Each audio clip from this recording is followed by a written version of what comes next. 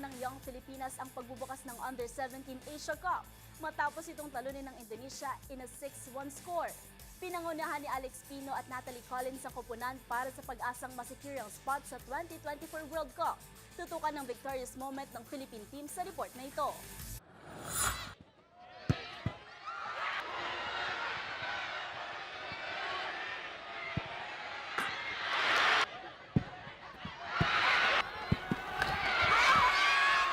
Magandang simula ang ipinakita ng Philippine Women's Under-17 National Team sa 2024 AFC Under-17 Women's Asia Cup.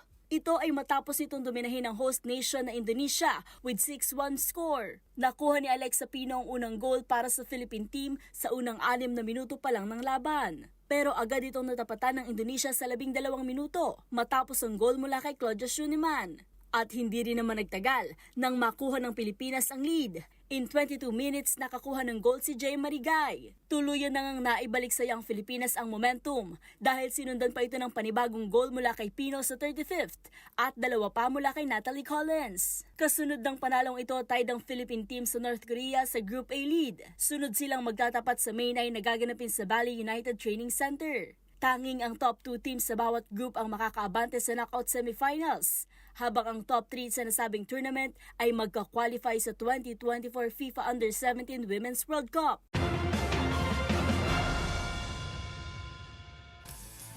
At yan ang mga latest updates sa mundo ng sports. Para sa MBC TV Network News, ito si Mili Borja, sama-sama tayo, Pilipino.